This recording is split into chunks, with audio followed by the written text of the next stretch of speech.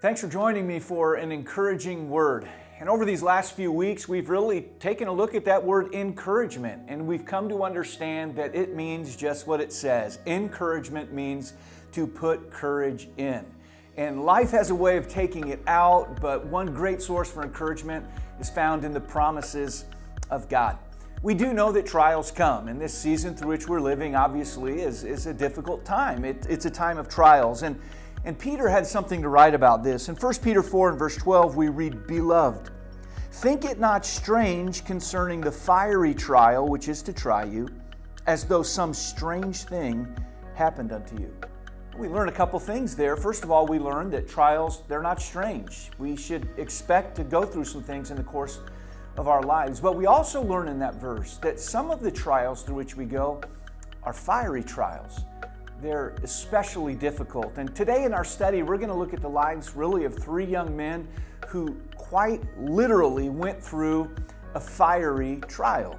They went through a difficult time. Our study today is going to come from the Old Testament book of Daniel. And to set the stage, the book of Daniel was written during a time frame when Israel had been taken captive. They're living in a foreign land, and there was a king in that land by the name of Nebuchadnezzar. Now, Nebuchadnezzar was the kind of leader you would not want to follow.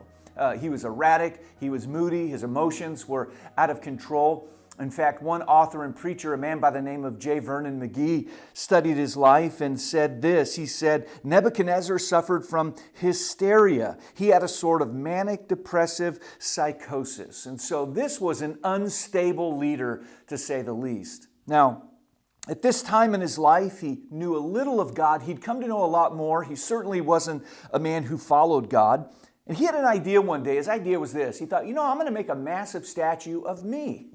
And I'm going to make all the people gather around and bow down and worship that statue. And that's exactly what he did. The people gathered around, and we know that they were to bow and worship, but there were some people who decided not to join in the worship that day. 3 Hebrew young men, and they refused to worship that statue. Why?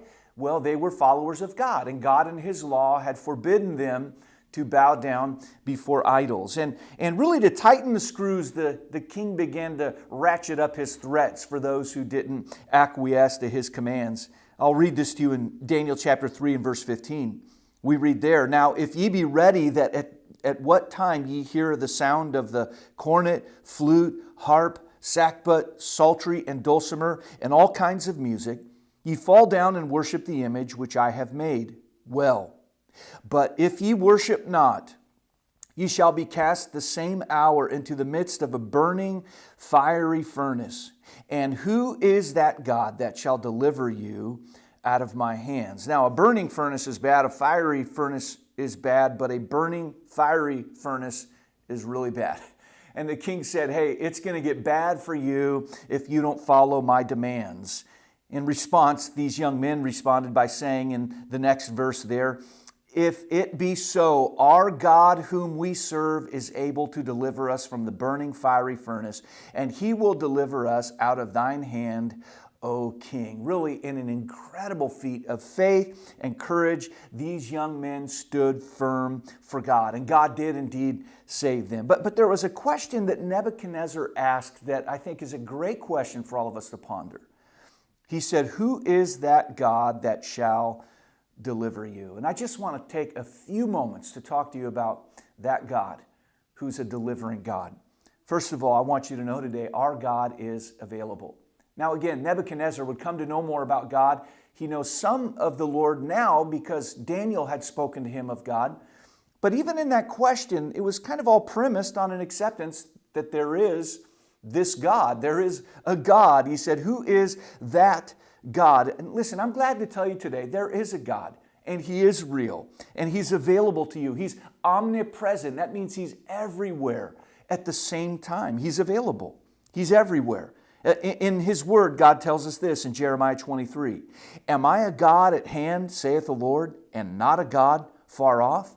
He concludes that verse by saying, "Do not I fill heaven and earth, saith the Lord." And because of that truth, these 3 Hebrew young men named Shadrach, Meshach, and Abednego, they decided we're going to make it through this trial. We're going to go through whatever life brings our way because God is with us. Our God is available. But there's something even better than knowing there's a God that's available. The second thought is simple. Our God is accessible. He's accessible. Listen, God is not some impersonal force who has very little interest, if any, in your life. No, that's not God at all. You see, God is a God who longs for a relationship with you, His creation. He loves you. He cares for you. Now, someone could ask, all right, God is accessible. How do we access God? Well, really, that's what the Bible's all about. And the Bible tells us in Romans chapter 5 and verse 2, by whom also we have access by faith into this grace wherein we stand and rejoice in hope of the glory of God. You see, Jesus died on the cross to provide the payment for our access. The payment and even the privilege of accessing God is all made possible because of the Lord.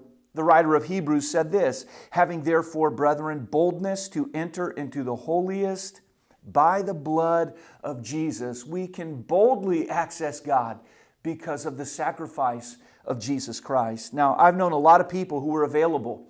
I just couldn't get to them. They were inaccessible, but our God is available. He is accessible. Here's another great thought. Our God is aware. When the king threatened these 3 Hebrew young men, they said to the king, we are not careful. Now, that didn't mean they were kind of loose or lax about the way they were living their life. The word careful means to be filled with care. And they said, King, you need to know about the situation we're going through. We're not filled with care about it. Now, why could they say that? It's because they knew there was a God who cared for them. He was aware of what they were going through, just as He's aware what you're going through. And friends, it is a great thing in life to learn that God is aware of your circumstances and that you can hand your cares to Him. Instead of being filled with care, you can take your cares and hand them to Him. 1 Peter 5 and verse 7. Casting all your care upon Him. Why? For He careth for you. I think of the way the Apostle Paul addressed this in Philippians 4 and verse 6. He said, be careful for nothing, but in everything by prayer and supplication with thanksgiving, let your requests be made known unto God. In essence, he said the same thing. Don't be filled with care. Take your care to God. Go to God in prayer and share those with Him. We can take our troubles to the Lord because He's aware. He cares. And that leads to the final thought. Our God is able. He's able.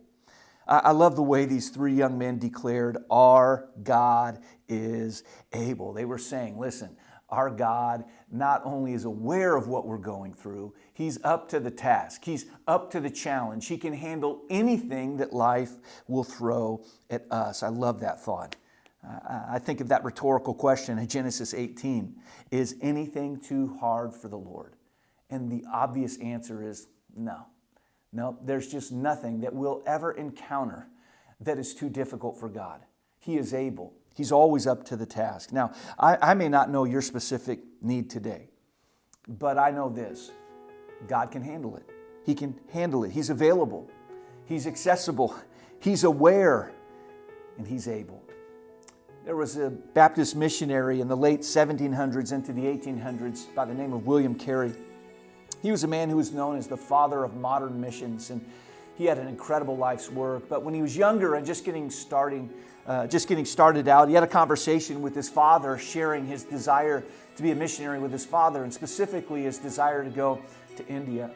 His father said, and he recorded these words, that he thought his son didn't have the academic qualifications to fit him for such a task.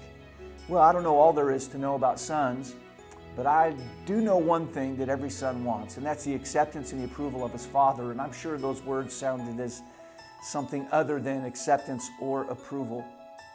Yet as William pondered that statement for a moment, he replied like this. To his father, he simply said, I can plod. I can plod. What was he saying there? He was saying, you know, Dad, I may lack some of the resources, some of the training, but I can just put one foot in front of the other and persist and keep going and be faithful to what I truly believe with all my heart God would have me to do. Let me tell you how to get through this season in which we're living and every season that's going to come after it. We can plod. We can know we've got a great God that's everywhere at the same time. that He's got the power to handle anything that comes our way. I'm telling you today that when we believe we have a God that is available and He's accessible, a God that's aware of what we're going through, and a God that is able to handle everything we'll face, when that happens, there will be a courage emerge that will enable us to face any situation with a faith that will triumph.